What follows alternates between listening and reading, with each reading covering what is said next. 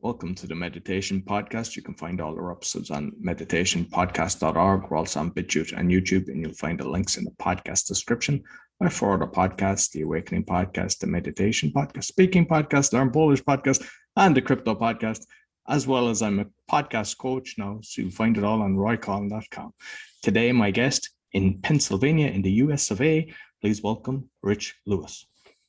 Great. Thanks for having me on. I really appreciate it. No problem at all. So I know you're an author of a book, but you might let the audience know. Who's Rich? Sure. Rich is maybe the more recent Rich, I guess you could say. I've been practicing a form of meditation, silent prayer called centering prayer, which is meditation and a relationship with God. So maybe this is the newer Rich, even though the Rich you're speaking to is 55 years old.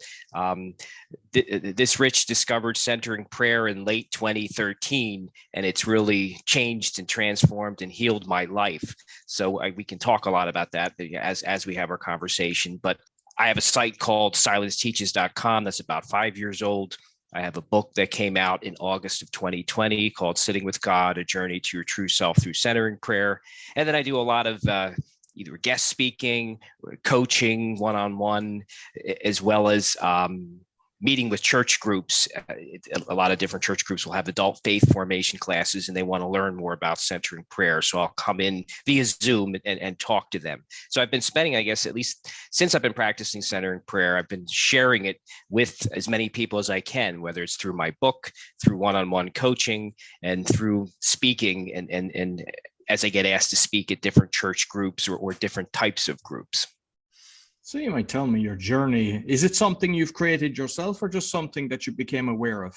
I guess I became aware of centering prayer in late 2013. I was reading a book called Healing the Divide, Recovering Christianity's Mystic Roots by Amos Smith. And as I was reading the Kindle version of the book, he talked about a practice called centering prayer that he had been doing for 15 years up until that point. And that immediately piqued my interest because I knew that silence was powerful. I just didn't know what to do in the silence. I didn't have a practice. I didn't know how you sit in silence. So I began practicing centering prayer, reading other books about centering prayer by other authors, and I reached out to Amos, and we had back and forth email dialogue, and then we became friends. So actually, initially, I was working with him off of his website until my site was created about 5 years ago.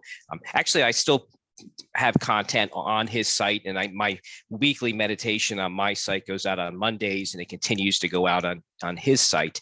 So it was really Amazon introduced me to centering prayer through that book. And then my friendship with Amos, he challenged me to write my current book. He had that book out, and he was in the midst of writing another book. So he kind of nudged me and encouraged me to write a book. So a lot of the things I've been doing right now were because people have asked me. So Amos said, you should write a book, and I took him up on it.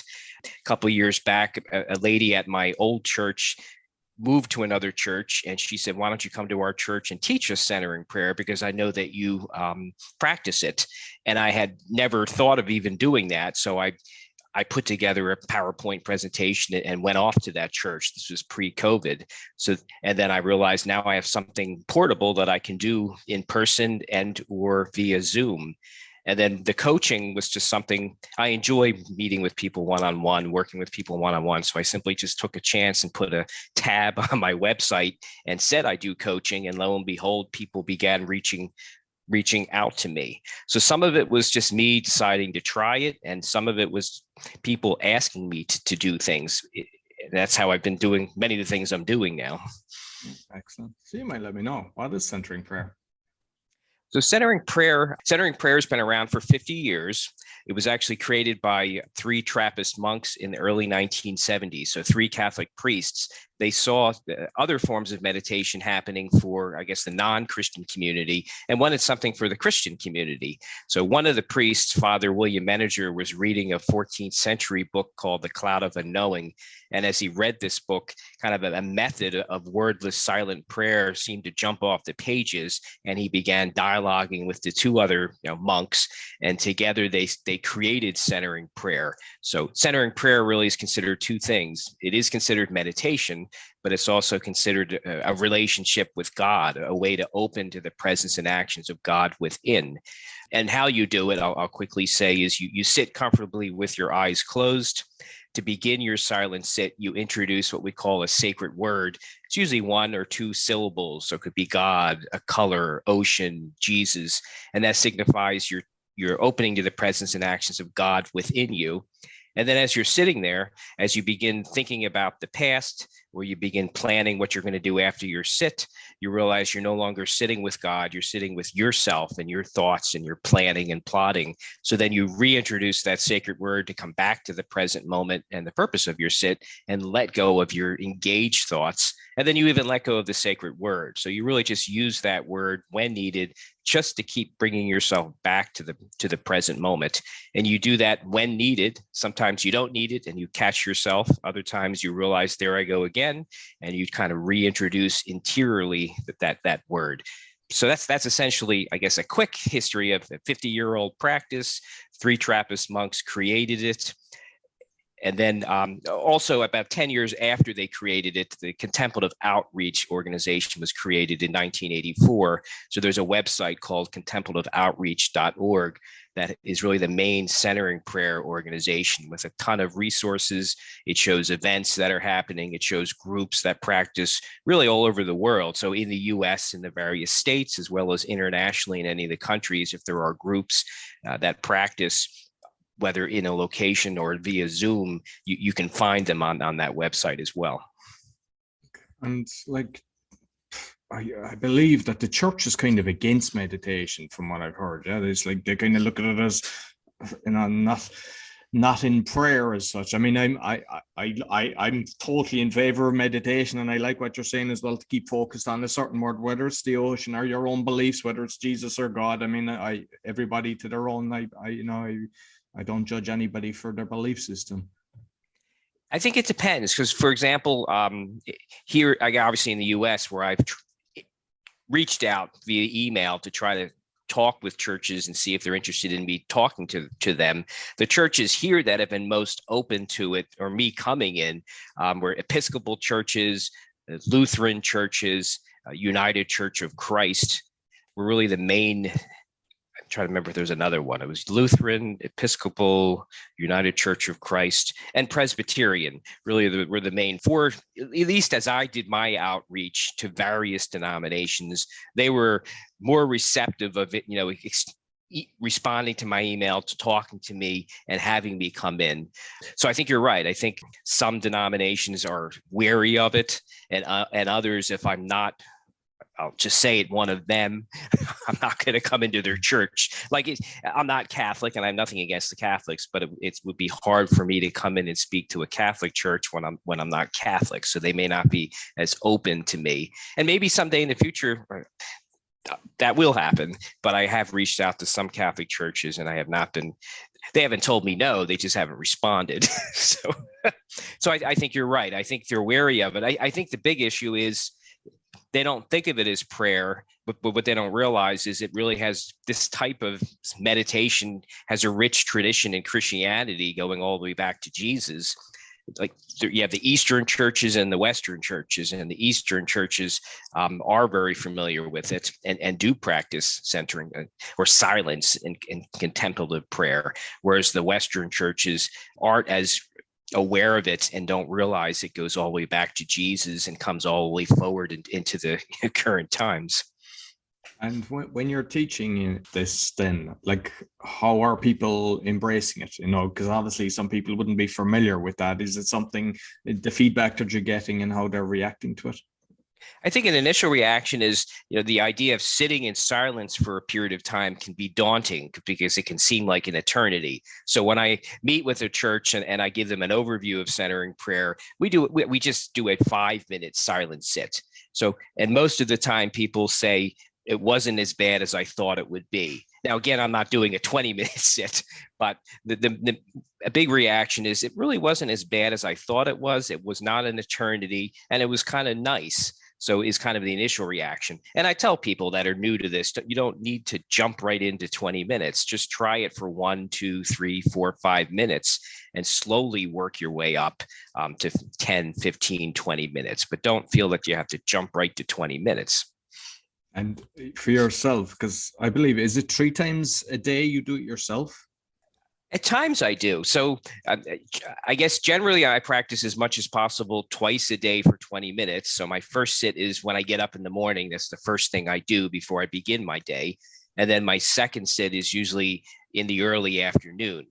But sometimes I flex it. So like right now, I've been working from home since for the last 2 years. And actually at this point, I'm going to continue working from home, but work's been very busy and chaotic. So I actually have added a third sit, but just shortened sit 2 and 3. So they're just shorter sits. So when life gets very chaotic, I actually will add a third sit, but just shorten sits 2 and 3. So I'll do a second sit still in the early afternoon, and then maybe 2 hours later, I'll actually do a third sit.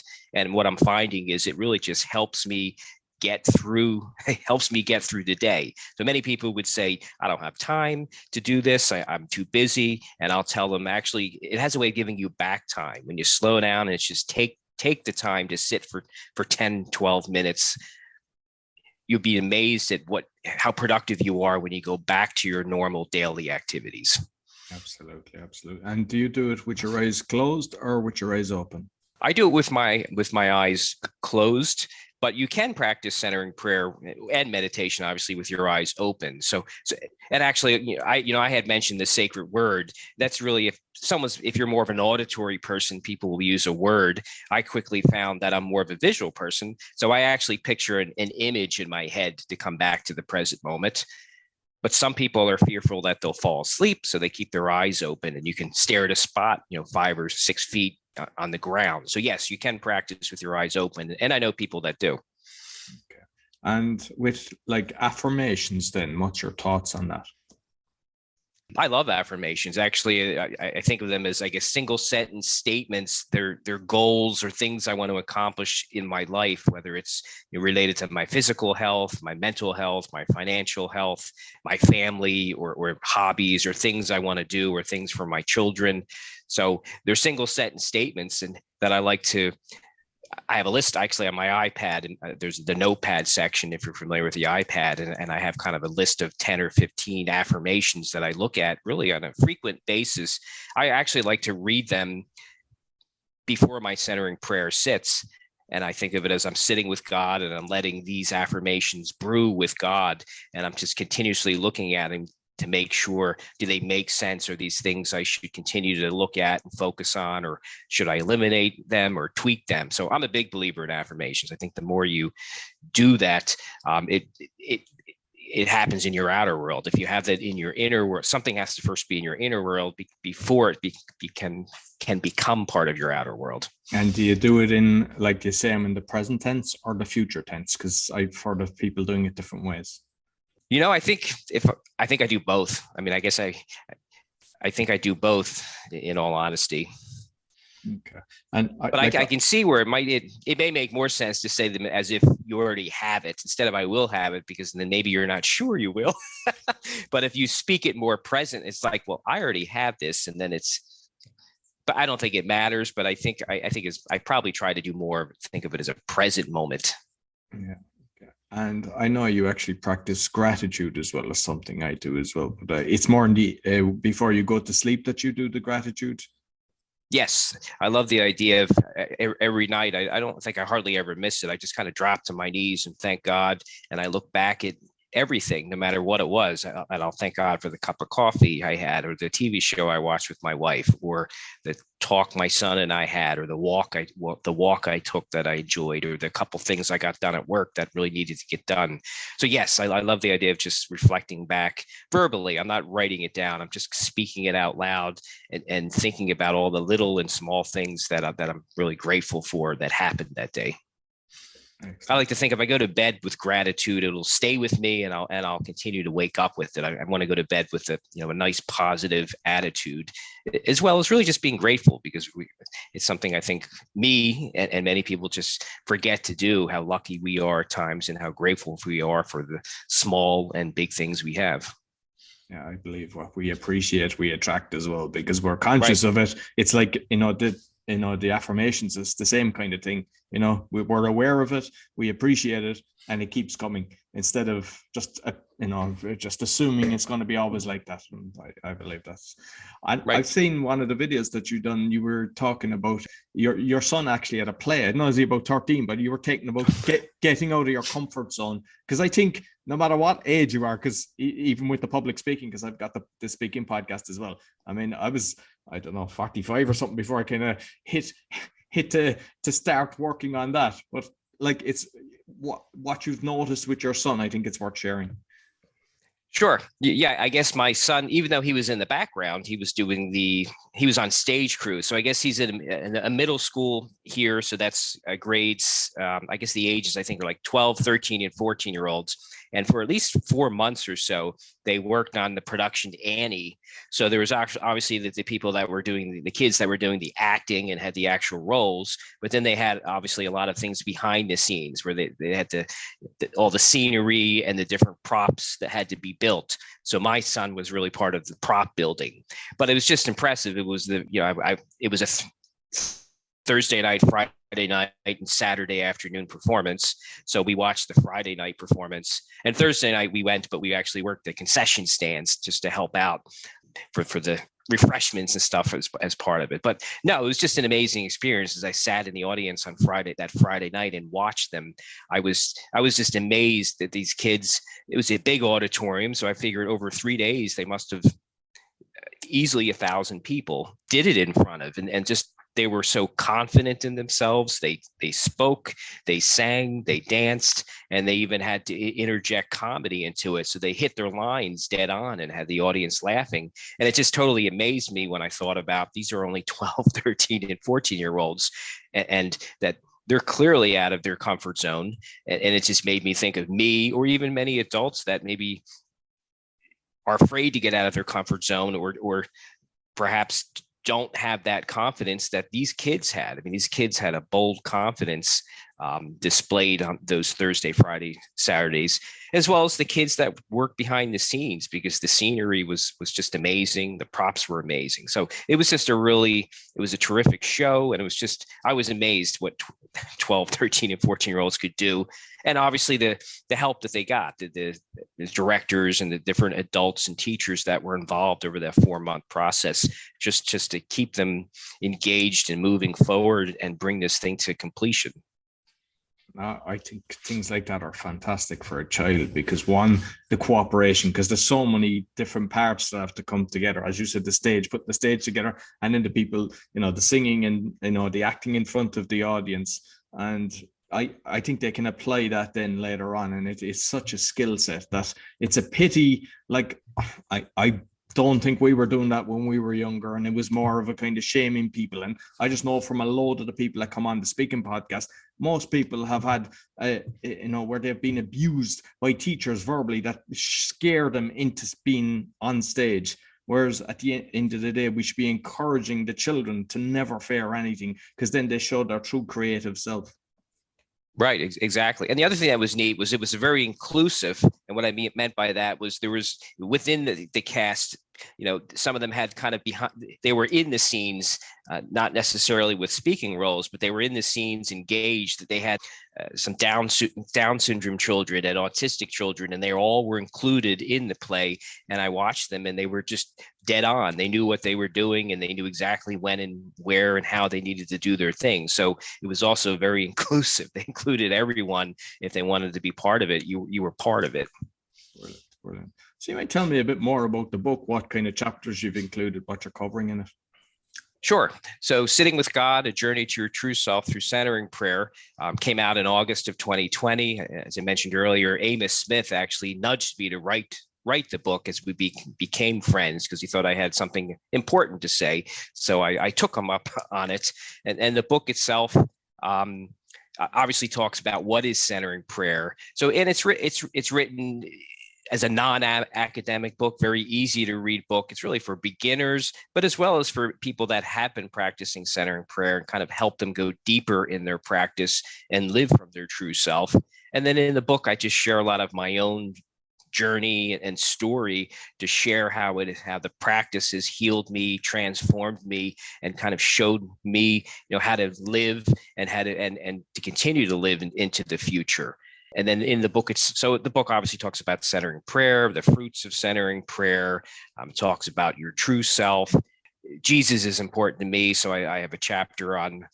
I took a look at what do the scholars, what can they say about the human Jesus that they think is true. So I hit some of that in one of the chapters, and then really it ends with, this has been so healing and transforming to me. I simply want to share it with others as my path and challenge people to try it, and or even just try to find a contemplative path that will work for them and dig deep in that well. So the short chapters, as you look at the book, the chapters are short, made easy to read, questions for reflection, discussion at the end of each chapter if you want to look at them and kind of reflect back. And then even within each chapter, you have a heading, so you know what you're going to read for the next 1 or 2 pages before you get to the next heading. So I wanted it to be a very easy to read book. I like to read in chunks, so I love when there's headings, and I love when there's not a whole lot of pages between headings, because I like to read in chunks. Doesn't mean everybody does, but for those that like to read in chunks, I hope that helped them. No, well, I do, as I prefer that as well. So yeah, definitely. Which the true self then, what do you touch on that? Sure. So the true self for me is the person God wants you to be. And that's who I connect to during centering prayer, because with centering prayer, we use the sacred word to let go of our thoughts and continuously open to the present moment. So with centering prayer, we're really letting go of who we are not, so that who we are can come out and flourish. And if you think about it, I mean, the letting go we do in centering prayer follows us outside of centering prayer. We let go of thoughts that harm us. We let go of things we tell us that aren't true, like such as I'm not confident when you can be confident, or I'm the wrong person for that task to know you're the right person for the task, or I'm too young to do that. No, you're perfect age, or I'm too old to try that. No, just try it. So centering prayer really has helped me let go of harmful thoughts that really aren't true, and just grow and become who I should be, and which is a journey. It's never, my true self is not an end point and I've hit it and congratulations. It's a continuous journey while I'm still alive on this earth to grow and flourish and do the things that can help people and make me feel alive at the same time. And with like the meditation centering prayer, when you're thinking of something, because obviously, your belief system, you're in the positive mode, you're thinking, whether it's the ocean, whatever it is, you're in the pure, and you can't have 2 emotions at once. You can't be thinking negative. And even if you're coming from a place of negativity and you go into this and you stay focused, you don't come out of it and then go back into negativity. I think your mindset shifts, and that you're in a better place. And it's just a case of building, as you said, you don't have to do the 20 minutes. If you find that your head is all over the place, just say, okay, let's try to do it for 3 minutes and just build on it. And you'll find it's like anything else. It's a muscle memory that you actually start building. Exactly. So, I mean, the gesture of letting go kind of follows you outside of the practice. You learn to let go of what the present moment doesn't require of you, and hone in and focus on what it does. And then even the practice itself seems to grace you with fruits. And each person that practices really any type of meditation probably can tell you how it's graced them. So for me, it's kind of infused me with an excitement for life. It's infused me with confidence that I didn't have before. It's infused me with really trying to be more present for the situation and what it requires of me, even if I'm listening to someone, giving them the full attention and listening to them and not thinking about what I'm going to say. And it's infused me with confidence to move out of my comfort zone and just try and do new things. And it's also helped me I'm work in progress, but I'll panic and get anxious, and then I can say stop that, and I can let go of that and move forward. So I think prior to centering prayer, I would probably stay anxious a whole lot longer. As a result of centering prayer, I can immediately recognize these are thoughts I'm feeding myself, let them go, I don't need to be anxious, and I can kind of let go of the worry or the fear or the anxiety and realize those are just thoughts. That's not who I am, and that's not what I'm capable of doing right now. I suppose when a lot of people would face the anxious, kicking in would be when you're speaking in public. So when you've been going around promoting this, I suppose you might tell us at the start, compared to when you've done a few of them, what you learned and better ways of connecting with the audience. You're right. I mean, I think as you keep doing it, you get better and better at it. So I think it's hard. You just have to when I first started, I felt like I needed a script. I needed to know exactly what I needed to say because I was nervous. But as you kept doing it, you realize you just have to let go, and you might have a small script or bullet points of what you want to say. But if you just let go and trust, the words start coming out. Like an example I'll give, I give, I've done a lot of talks to small and medium-sized groups, but I did one in January that was 400 people. So as the day approached, I began getting anxious, thinking, "Oh my God, what have I gotten myself into? 400 people." And then I'm like, I'm having all this internal talk that I'm thinking, Rich, it's the same thing as speaking to 10 or 25 people. I'm going to do the same talk. It's going to be the same thing. And I did calm myself down, and I did a short meditation even before I went live. It was a 1 hour talk, and I was fine. And I guess and it was tough too, because I had to have a 1 hour talk. So I put together my talk. I remember putting it together, and then I remember practicing it. And the first time I practiced it, it was 30 minutes. And I thought, that's good. I got to fill another 20 minutes or so at least. So I kept, I guess you begin to tell story. I mean, I think that's what makes it better when you're talking, is when you're telling, you're not lecturing, you're giving them personal experience, you're giving them story, you're sharing your own experience, and then adding more story to it and giving live, things that have happened to you. So I think that's maybe the thing that I try to do as much as possible is really share more of me, share more of my journey, share some personal stories, whether it's me or something with my son or something with my daughter, or some unique story that I think that it'll help people. So that, I guess, as I continue to speak, I think the more story you can tell and draw people in, the better it will be. Absolutely. And just finally, on the coaching, I know you like the coaching kind of came later, but is it kind of centered around that, or have you got a few kind of areas in the coaching that you're doing? With the coaching, I know, and it's funny because people they'll say you should have an avatar, and this is the type of person you should coach. And I think I probably blow that model. I have three. I guess you could almost say sometimes I really have three avatars, because as I look at the different type of people I've coached, they fall into one of three categories. One is they're brand new to this type of practice, and they really want someone's help, and they want someone to teach them and hold them accountable to the practice, and help them get through any barriers that stop them from the practice. Is kind of one group of people that I've coached. A second group is people that are already practicing, but they feel that they're still skimming the surface. They haven't added a depth to this practice that they know exists. And are they really living from this self, the true self? Are they really living from the depths of who they are that they could be? Is really the second type of person. And then the third type are clergy, people that realize, I'm at a church or I am in ministry serving people, but I'm doing a lousy job of my own self-care. And I want your help to create a practice and take better care of myself, or I'm going to be of no good to the people that I'm serving. So I've coached all three types. As I look back, they fall into one of those three categories. So I don't want to limit myself to say I only coach new people, or I only coach clergy, or I only coach people that have already been practicing. I kind of let it happen and see where they land. And who knows, maybe in a couple more years, there'll be a fourth group. Oh, brilliant. Listen, Rich, thoroughly enjoyed our conversation. You might let people know how they can get in contact with you.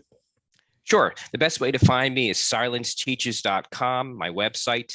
I have a free ebook on my site. So when they subscribe, they'll get a free, very short ebook that shares what centering prayer is and how you do it. And then if that further intrigues them, they can check out my book, which is also on my website. Excellent. Okay. So I'll make sure I put the link on both the audio and the video. Thank you very much, Rich. Thanks. Thanks for having me on. I really appreciate it. No problem. So that's all for the meditation podcast. You'll find all our episodes on meditationpodcast.org. As mentioned, we're on BitChute and YouTube. Sure to give us a thumbs up, 5-star rating, subscribe. It all helps. Until next week, take care.